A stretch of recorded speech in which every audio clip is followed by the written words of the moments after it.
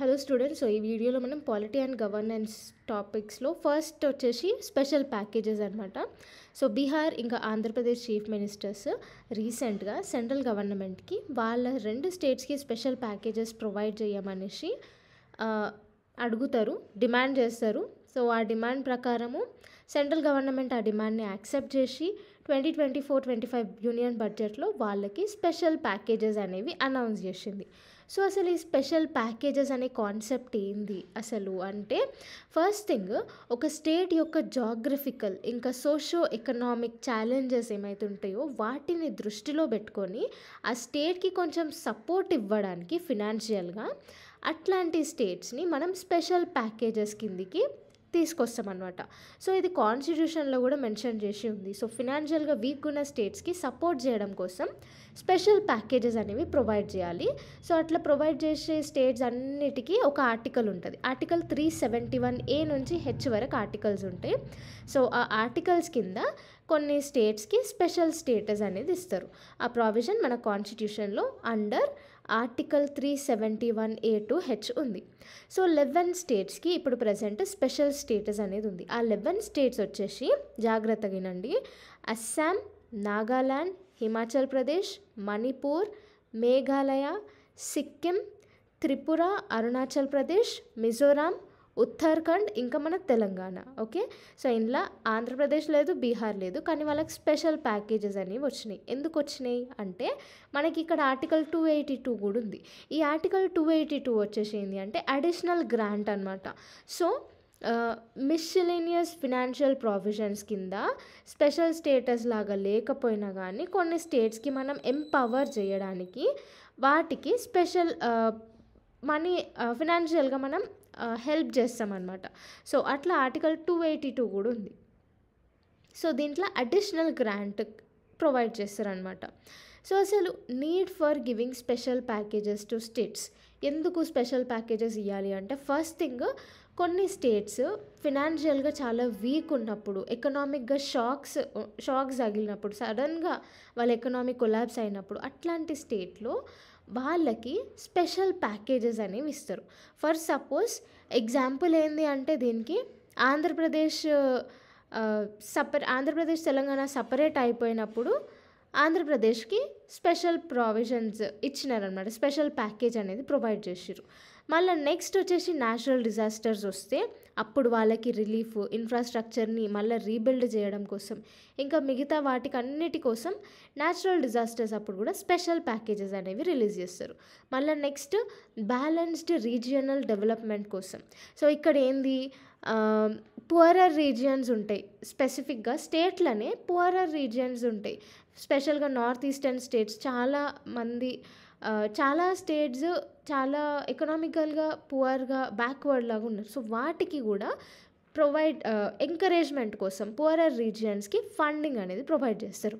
మళ్ళీ next human development కోసం. For suppose Bihar poorer families development కోసం స్పెషల్ ప్రావిజన్స్ అనేది డిమాండ్ చేసిందనమాట. మళ్ళీ నెక్స్ట్ ఏంది, రెవెన్యూ డెఫిసిట్ అయితే, రెవెన్యూ డెఫిసిట్ అంటే ఏంది, ఫర్ సపోజ్ మనము ఖర్చు పెట్టడం ఎక్కువ ఉంటుంది, సంపాదించడం తక్కువ ఉంటుంది. సో అట్లాంటి సిచ్యువేషన్లో రెవెన్యూ డెఫిసిట్ అంటాం. సో అప్పుడు వాటిని అడ్రస్ చేయడం కోసం కూడా స్పెషల్ ప్యాకేజెస్ అనేవి రిలీజ్ చేస్తారు. సో అట్లా ఏమవుతుంది అంటే, మనము కంపెనీస్, ఫ్యాక్టరీస్ అట్లాంటివి డెవలప్ చేసి మనం అమ్మడం ఎక్కువ ఉంటుంది. సో మనం ఎక్కువ సంపాదించవచ్చు. సో అందుకు ఎంకరేజ్మెంట్ కోసం స్పెషల్ ప్యాకేజెస్ అనేవి ఇస్తారు. అట్లా 2015-16 మధ్యన సెవెన్ స్టేట్స్కి కంటిన్యూగా రెవెన్యూ డెఫిసిట్ అనేది అయింది. సో అట్లాంటి టైంలో కూడా ఇట్లాంటివి ఇనిషియేటివ్స్ తీసుకొని వస్తుంది సెంట్రల్ గవర్నమెంట్.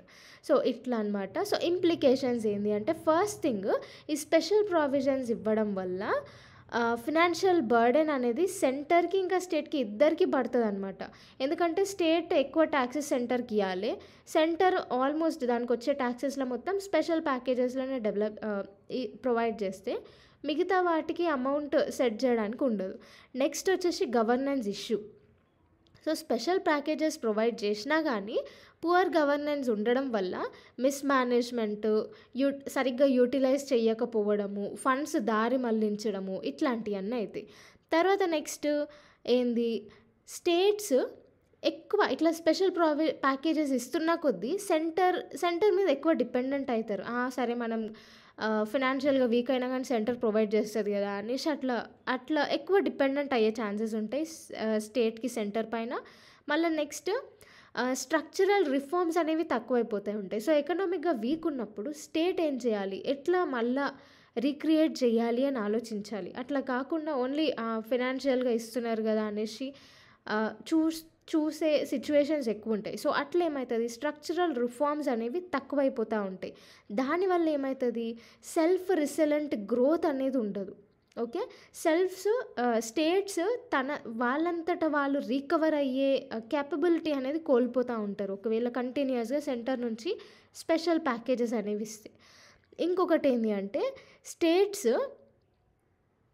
ఇప్పుడు కొన్ని స్టేట్స్కి ఇచ్చి కొన్ని స్టేట్స్కి ఇవ్వకపోతే ఆ స్టేట్స్ ఏమనుకుంటే సెంటర్ వీటిని నెగ్లెక్ట్ చేస్తుంది అనే క్రైటీరియా కూడా వస్తుంది. సో దానివల్ల ఏమవుతుంది, స్టేట్కి మధ్యన గొడవలు, స్టేట్కి మధ్యన కాన్ఫ్లిక్ట్స్, ఇట్లాంటివన్నీ పొలిటికల్ ఇష్యూస్ అన్నీ రైజ్ అయిపోతూ ఉంటాయి. తర్వాత అన్ఫేర్ డిస్ట్రిబ్యూషన్ అయ్యే ఛాన్సెస్ కూడా ఉంటాయి. సో దానివల్ల సోషల్ అన్రెస్ట్, డిస్సాటిస్ఫాక్షన్ అనేవి ఎక్కువైపోతూ ఉంటాయి స్టేట్స్ మధ్యన.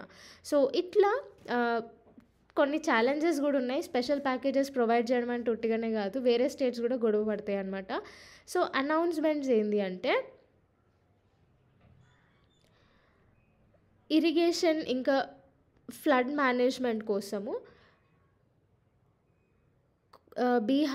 బీహార్కి ఆల్మోస్ట్ 11,500 crores అనేది ప్రొవైడ్ చేసింది. మళ్ళా ఆంధ్రప్రదేశ్కి ఇన్ఫ్రాస్ట్రక్చర్ డెవలప్మెంట్ కోసం 15,000 crores అనేది డెవలప్ చేసింది అనమాట. సో ఈ స్పెషల్ ప్యాకేజెస్ కింద.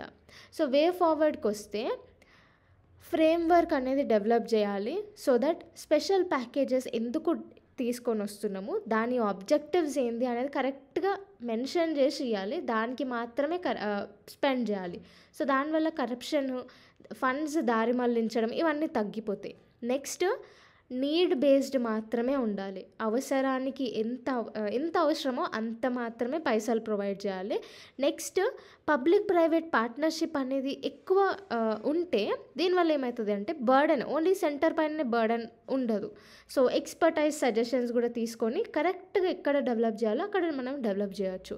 మళ్ళీ నెక్స్ట్ ఏంది, స్ట్రిక్ట్ మానిటరింగ్ అనేది ఇంప్లిమెంట్ చేయాలి. స్పెషల్ ప్యాకేజెస్ ప్రొవైడ్ చేసినప్పుడు దేనికి ఖర్చు చేస్తున్నారు, ప్రాపర్గా ఖర్చు చేస్తున్నారా లేదా అనేసి ఒక ఎవాల్యుయేషన్ మెకానిజం అనేది తీసుకొని రావాలి. సో ఇట్లా తీసుకొని వస్తే మనం ప్రాపర్గా స్పెషల్ ప్యాకేజెస్ అనేవి ఎందుకు రిలీజ్ చేస్తున్నామో అందుకు మాత్రమే యూజ్ అయ్యేటట్టు 100% అకౌంటబిలిటీ అనేది మెయింటైన్ అవుతుంది.